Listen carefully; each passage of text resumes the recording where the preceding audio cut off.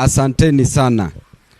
To the fourth President of the Republic of Kenya, Uhuru Muigai Kenyatta, His Excellency Raila Amolo Odinga, all the excellencies present, the clergy, ladies and gentlemen, good afternoon. Thank you very much. Today, I want to talk about the book of Psalms 34:18. In the Bible says that God is near to the broken-hearted and saves those who are crushed in spirit. And in the book of Matthew 5:4, the Bible says that blessed are those who mourn, for the Lord shall comfort them.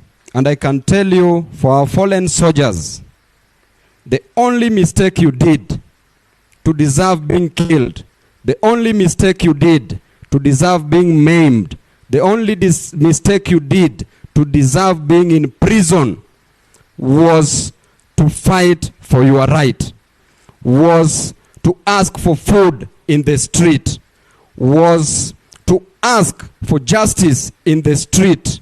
The only mistake you did was to be born poor. The only mistake you did was to be born a hustler. The same hustlers' shoulders whom Ruto rode on are the same hustlers he's destroyed. He's decided to kill. And may your souls rest in peace. And I want to say that the Bible says, and this goes to the frivolous government, this goes to this fickle government, this goes to this irresolute government, and this goes to this miscreant government. In the book of Matthew 23, the Bible says that as a leader must be your servant, and he who humbles himself shall be exalted, and he who exalts himself shall be humbled. And who unto you the Pharisees, who washes the outside of the cup, but inside is full of hypocrisy. Inside is full of rot. Inside is full of corruption. Who unto you the Pharisee, who appears very religious from the outside, but inside is full of lawlessness. Inside is full of rage. Inside is full of death. Who unto you the Pharisees, who appear like whitewashed tombs, which are very beautiful from the outside, but inside is full of dead bodies. Inside is full of rotten bones. And I want to tell you that the way you are pretending, you told us that the Chinese government sent representatives in Kenya to ask why the expressway was damaged. The expressway which was made by President Uhuru Muigai Kenyatta, that you didn't want. The expressway had flower pots.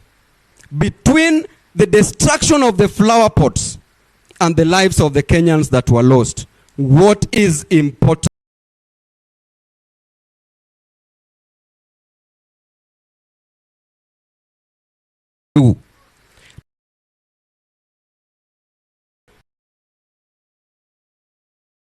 The flower pots. And lastly, this goes to Ruto, that as you destroy the lives, just know that God is watching.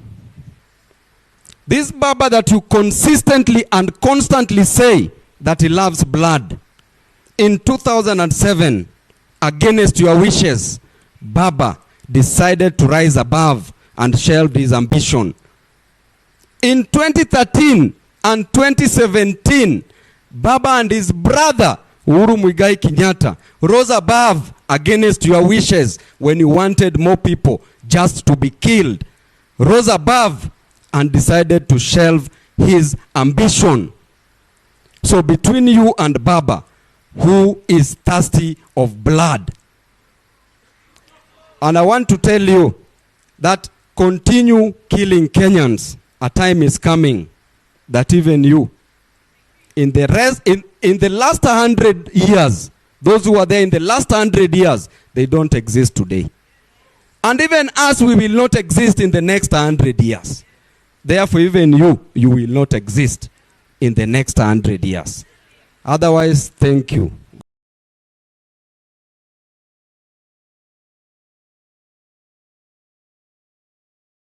God bless you all.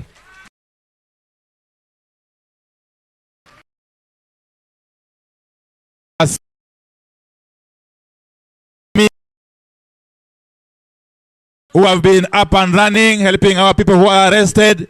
Manjiru Ndegwa, Jackson Awele, Utenda Molo, Danstan Omari, and many other lawyers. Thank you very much. May God bless you. May God bless you. Team Wanyonyi. Team Wanyonyi. And you know,